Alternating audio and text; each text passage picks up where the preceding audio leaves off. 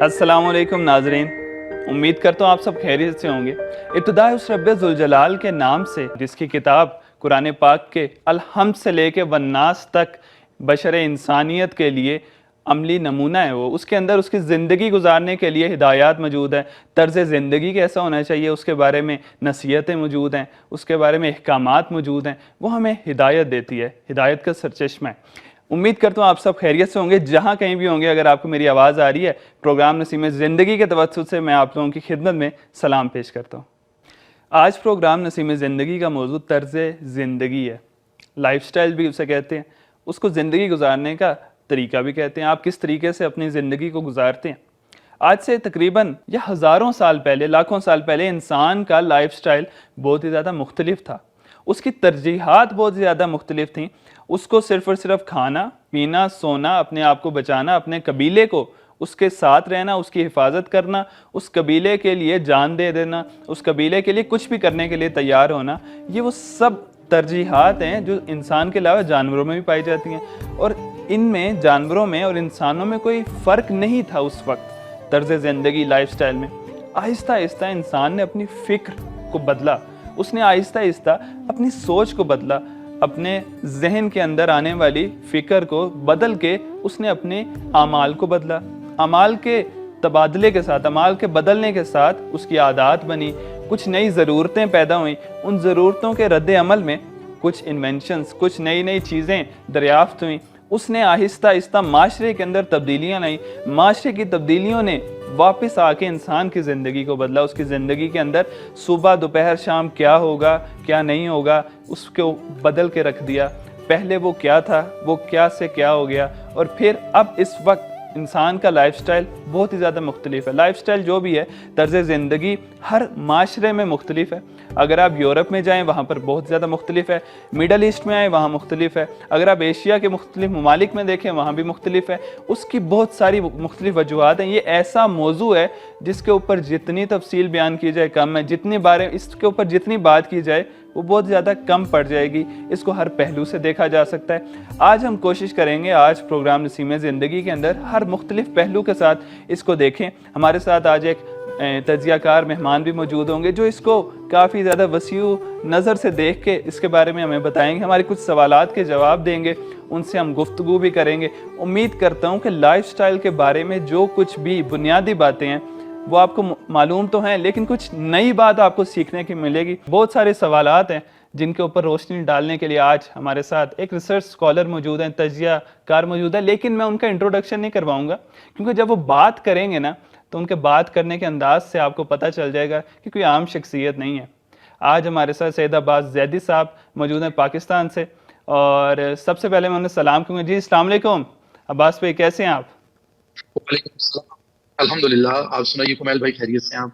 जी अल्लाह का शुक्र। सबसे पहले मैं आपको प्रोग्राम नसीम ज़िंदगी के तवस्सुत से आपको खुश आमदीद कहूँगा और मैं कहूँगा कि आपका बहुत ज़्यादा शुक्रिया कि आपने हमारे प्रोग्राम में शमूलियत के लिए आना चाहा।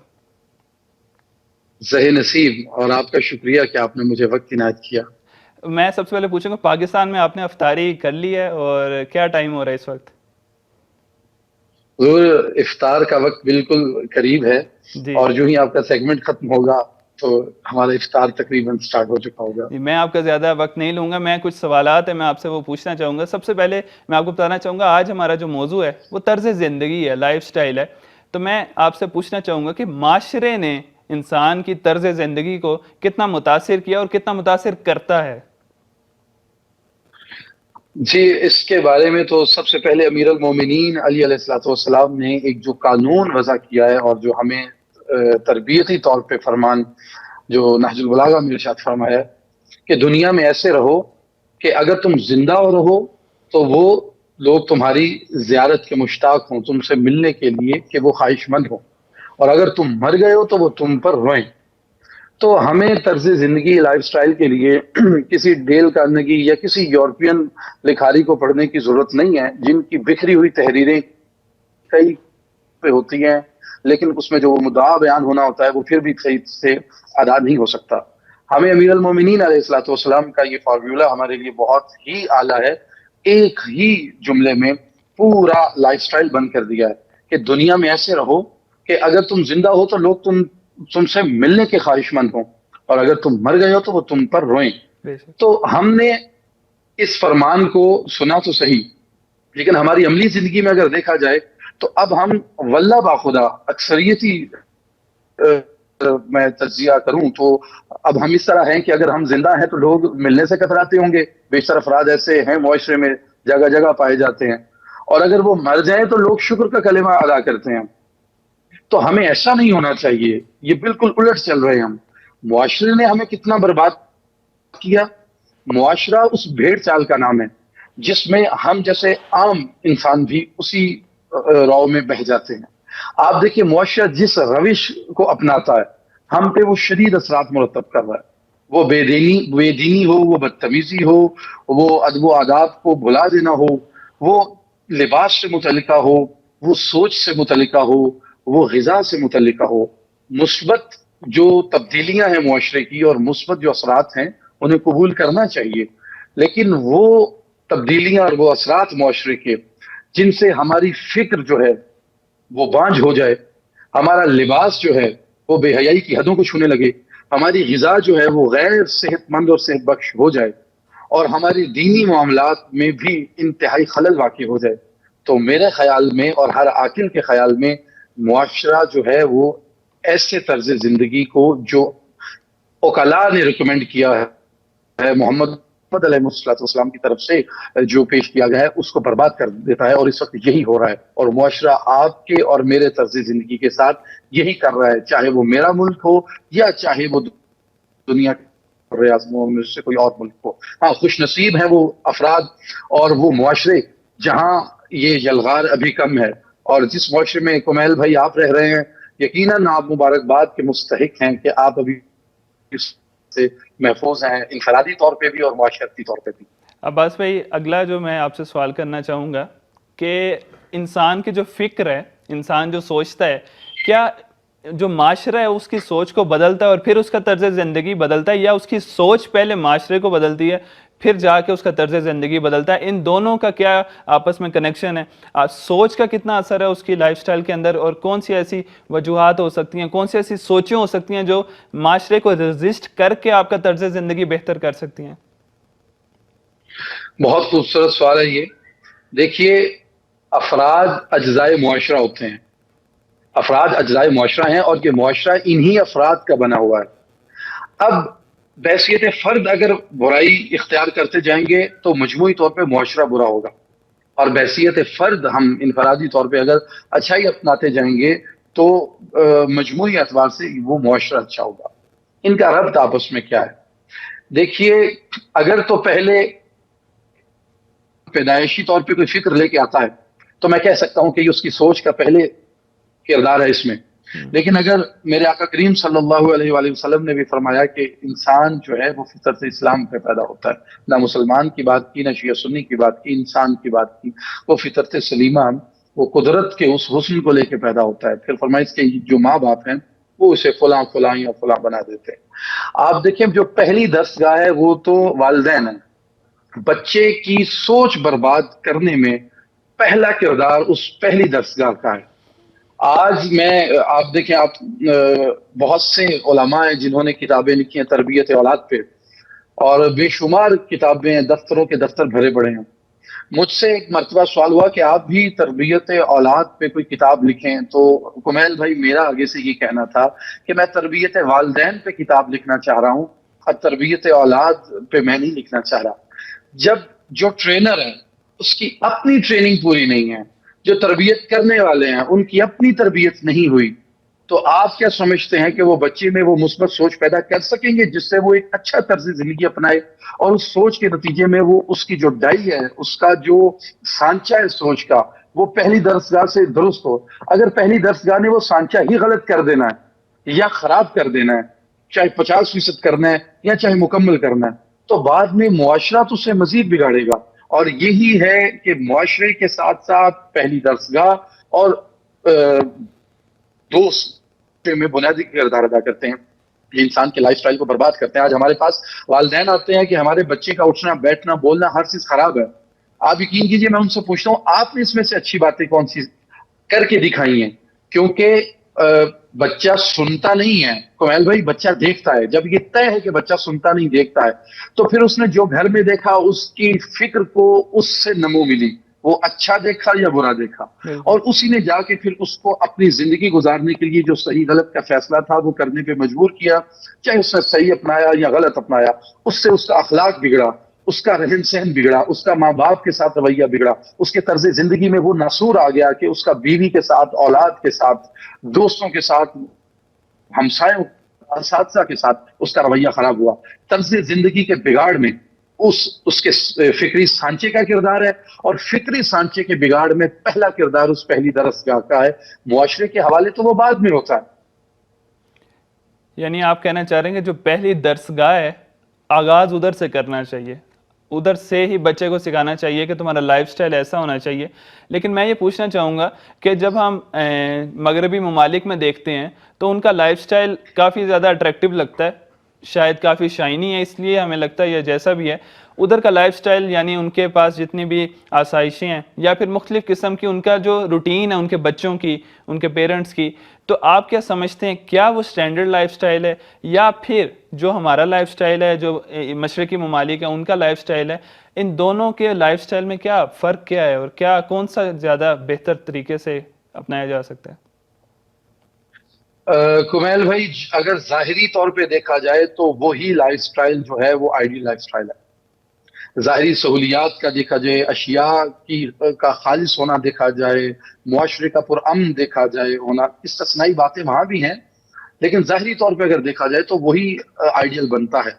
لیکن اس نے جو فیملی سسٹم کو خراب کیا، اولاد کو ماں باپ کی فکر نہیں، ماں باپ کو اولاد کی فکر نہیں ہے، بہن کو بھائی کا نہیں پتا، بھائی کو بہن کا نہیں پتا، رشتوں کا جس طرح وہاں قیام کیا گیا ہے، اس نے پکڑ کے ان کے باطن کو اور ان کی معنویت کو اور ان کے سکون کو برباد کیا.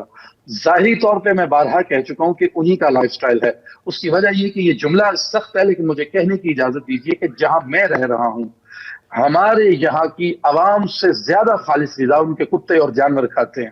میں کس طرح اپنے طرز زندگی کو پسندیدہ قرار دوں؟ میرے سے زیادہ سہولیات، میرے سے زیادہ رہن سہن کے آداب ان کے ہیں، کیونکہ جو مورل ویلیوز ہیں، یہاں ایک بہت اہم بات ہے، اس کا اسلام سے، پاکستان سے، ایران سے یا یورپ سے تعلق نہیں ہے، نہ ہی کسی فرقے سے تعلق ہے، اس کا قانون سے تعلق ہے. مورل ویلیوز اور چند اصولی باتیں، دیانتداری کوئی قوم بھی اپنا لے تو اس کا طرز زندگی، اس کا معاشرہ، معاشرے کی اشیاء سب سپریم ہوں گے. ہاں، صحیح غلط اور آگے ان کے رجحانات اور فکری باتیں وہ الگ ہیں، لیکن جو قوم بھی دیانتداری کو اپنا لیتی ہے اور مورل ویلیوز کو اپنا لیتی ہے، وہ کافر ہوں، مشرک ہوں، وہ بت پرست ہوں، وہ کچھ بھی ہوں، وہ دہریے ہی کیوں نہ ہوں، سپریم ہوتے ہیں. تو اس طرح معاشرے میں چند اصولی باتیں اپنانے سے کوئی قوم بھی ترقی کر سکتی ہے. اللہ نے ضروری نہیں کہ مسلمانوں کے لیے راستے کھولے، اس نے تمام انسانوں کے لیے بہتری کے راستے کھولے ہیں. ہم اپنی فکر تبدیل کریں. میرے یہاں معذرت کے ساتھ شاہ جی میں چاہوں گا کہ مجھے بات کہنے دی جائے، میرے دودھ میں ملاوٹ ہے، میرے آٹے میں ملاوٹ ہے، میری سرخ مرچوں میں ملاوٹ ہے، ہلدی میں ملاوٹ ہے، میرے پانی میں ملاوٹ ہے، میرے کپڑوں میں ملاوٹ ہے، میں کوئی الیکٹرانک کی چیز لیتا ہوں الیکٹرانکس سے متعلقہ اس میں ملاوٹ ہے، ہر چیز میں ملاوٹ ہے. تو اس کی وجہ کیا ہے کہ جو اخلاقی گراوٹ اور بددیانتی کے اصول ہم نے اپنائے ہیں، اس نے نہ فقط یہ کہ ہمارا لائف سٹائل خراب کیا ہے، ہماری صحت خراب کی، ہماری سوچ خراب کی، اوور آل معاشرہ خراب کیا ہوا ہے. نبی پاک علیہ الصلوۃ والسلام نے تو لائف سٹائل کے لیے کیا قانون بتایا تھا کہ تم میں سے مسلمان وہ ہے جس کی زبان اور ہاتھ سے دوسرا محفوظ ہے. یہ تھا لائف سٹائل. یہ نہ جی ہماری زبان سے عباس کوئی بھائی، یہاں پہ محفوظ، میں ایک بات پوچھنا ہمارے چاہوں گا ہاتھ کہ سے محفوظ. اسلام کا کیا یہاں پر رول بنتا ہے؟ اسلام کے اسلامی تقاضے کیا ہیں لائف سٹائل کے لیے؟ اسلام کے کیا احکامات ہیں؟ اس کی کیا ہدایات ہیں لائف سٹائل کے بارے میں، زندگی کے تقاضوں کے بارے میں؟ بہت خوبصورت سوال ہے. ہم نے جو مانوی موضوعات میں یہ پڑھا کہ دین میں 25% حصہ واجبات کا ہوگا اور 75% آپ کے معاملات ہیں، آپ کے سوشل بیہیویئرز ہیں، آپ کی مورل ویلیوز ہیں. اب ہم نے کیا کیا اپنے لائف سٹائل کو برباد کرنے کے لیے؟ معذرت کے ساتھ میں ابھی کل ہی ایک شخص کا شکار ہوا ہوں اس رویے کا. ہم نے داڑھی تو عباس زیدی صاحب نے رکھ لی، ماتھے پہ محراب بھی خوب سجا لیا، ٹھیک ہے، اور واجب لیکن نہ مجھے بولنے کا پتہ ہے، نہ آداب نشست و برخاست ہے، نہ مجھے حقوق العباد کا علم ہے، نہ معاشرے میں احساس ہے. کائنات کا بہترین حسن جو ہے وہ احساس ہے، اپنا نہیں دوسروں کا احساس کرنا.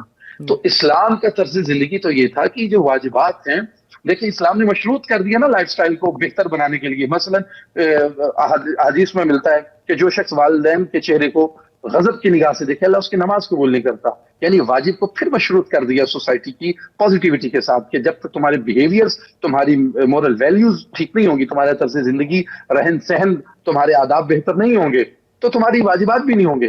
تو ہم نے 20% معاملات کو یکسر مسترد کر دیا اور 25% واجبات جو کہ بہت ضروری ہیں انہیں ہی سب کچھ سمجھ لیا. یہ خرابی آئی ہے. جو اسلام نے ہمیں ریکمینڈ کیا تھا کہ اپنے 75% معاملات بہتر کرو 25% واجبات کے ساتھ ساتھ، ہم نے وہ 75% معاملات کو یکسر مسترد کر دیا اور 25% واجبات کو لے کے بیٹھے ہیں، جس کی وجہ سے ہمارے گھریلو مسائل بھی ہیں.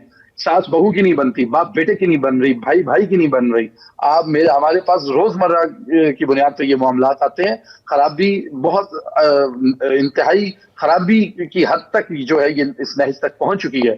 تو اگر ہمارے 75% معاملات جو مورل ویلیوز سے متعلقہ ہیں وہ بہتر ہو جائیں گے، جو اہل بیت علیہ الصلوۃ والسلام کی اخلاقیات ہیں ان کے مطابق ہو جائیں گے کہ ہماری زبان اور ہاتھ سے دوسرے محفوظ رہیں گے، تو ہم مسلمان کہلانے کے بھی حقدار ہوں گے اور در حقیقت ہم انسان کہلانے کے حقدار ہوں گے.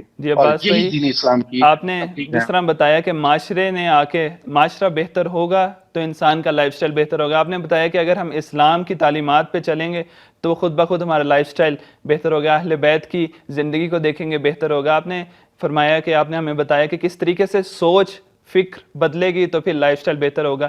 سچ جانیے کافی زیادہ سیکھنے کو ملا. یہ ایسا موضوع ہے جس پہ میرے خیال سے سارا دن بھی بات کرتے رہیں اور آپ سے بات کرتے رہیں بہت زیادہ، یہ ٹائم ختم ہی نہیں ہوگا اور کافی زیادہ اچھا بھی لگے گا. لیکن ابھی ٹائم کی کمی کی وجہ سے میں آپ سے اجازت بھی چاہوں گا. انشاءاللہ کسی دن اور آپ سے اسی طرح کسی اور موضوع پہ گفتگو ہوگی اور انشاءاللہ آپ سے ملاقات ہوگی. بہت شکریہ. بہت شکریہ. خدا نگہدار. آخر میں ایک چھوٹی سی داستان بتاؤں گا اس سیگمنٹ کی.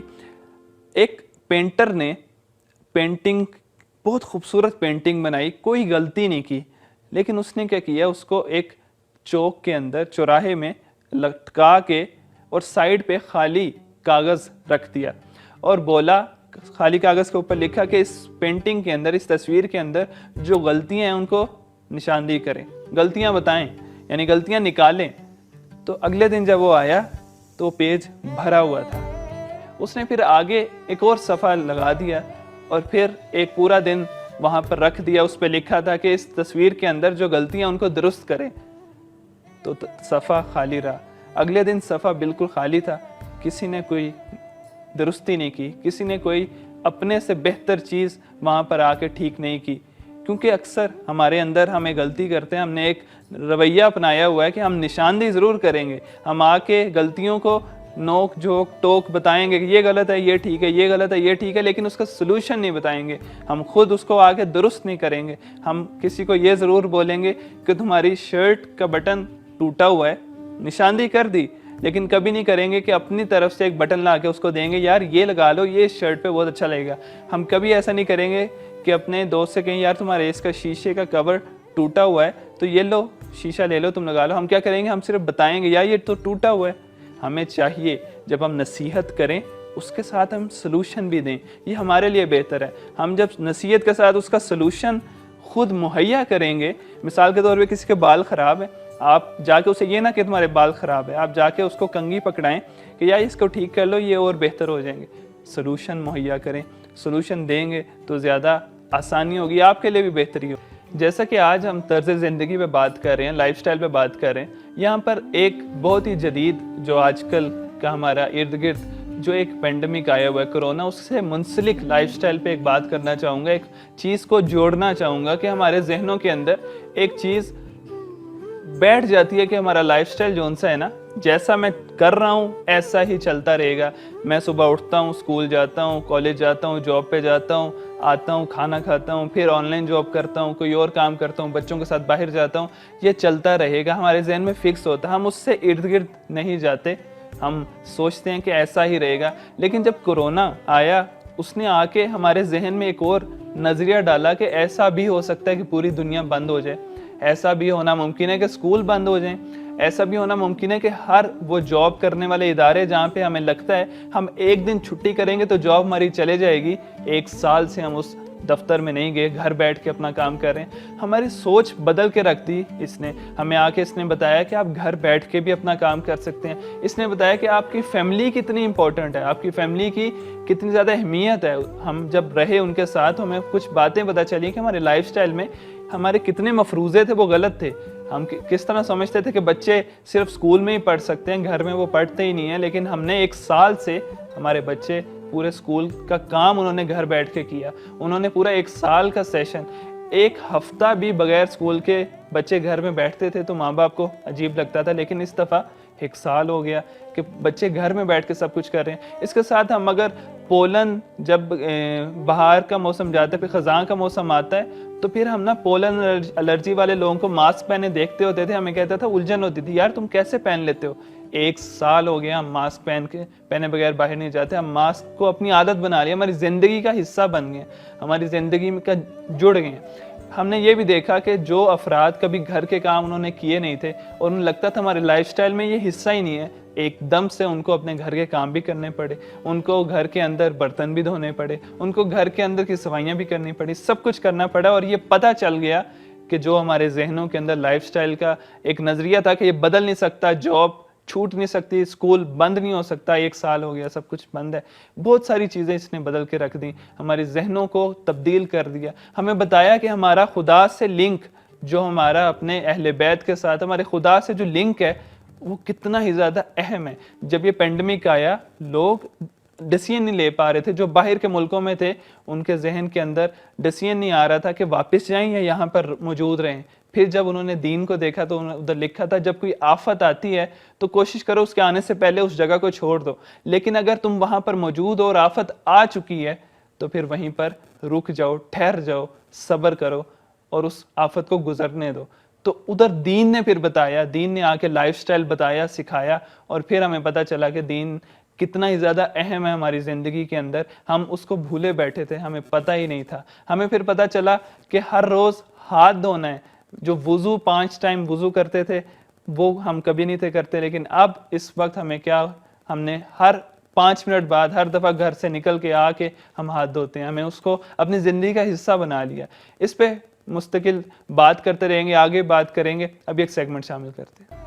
आखिर में मैं एक पहलू की तरफ निशानी करना चाहूँगा कि वो लोग जिनका लाइफ स्टाइल, लाइफ स्टैंडर्ड्स काफ़ी हाई हैं, उनके पास तमाम सहूलियात मौजूद हैं, उनकी ज़िंदगी के अंदर उनको गाड़ी भी मिली हुई है, उनको अगर घर से निकलते हैं तो गाड़ी दुनिया के हर कोने में लेके जा सकती है, उनके पास एयर टिकट्स मौजूद हैं, उनको पता है कि हमारे प्लान्स ये हैं, उनके पास सारा लग्जरी लाइफस्टाइल बना हुआ है। तो क्या उनकी लाइफस्टाइल बेस्ट है, परफेक्ट है?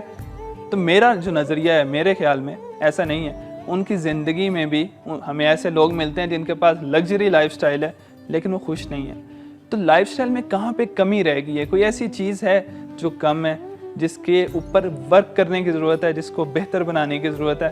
तो मेरे ख्याल से उन लोगों ने अपने पास मौजूद जितना था उसमें खुश रहना नहीं सीखा। उन्होंने नहीं सीखा कि किस तरीके से लोग एक झोंपड़ी में रह के उन्होंने अपनी ज़िंदगी को खुशहाल तरीके से गुजारा है। तो उन्हें लगता है कि अभी और भी चाहिए। वो लालच का जो फैक्टर है वो बढ़ता जा रहा है उनके अंदर, लेकिन वो ख़त्म ही नहीं हो रहा। इस चीज़ को सेल्फ एक्चुअलाइज करने की ज़रूरत है, खुद शनासी की ज़रूरत है, खुद को देखना है, अंदर जाना है और अंदर जाके खुरदना है वो चीज़ों को, और फिर उसको देखने की किधर वर्क करने की ज़रूरत है। उम्मीद करता हूँ कि आज जो हमने तर्ज़ ज़िंदगी के ऊपर बात की, लाइफस्टाइल पे बात की, आपको वो काफ़ी अच्छी तरीके से समझ आएगा। कोई गलती कोताही होगी हो तो उससे माज़रत चाहता हूँ। इंशाल्लाह अगले प्रोग्राम में मुलाकात होगी। अभी अली कुमैल को इजाज़त दीजिए। खुदा हाफिज़।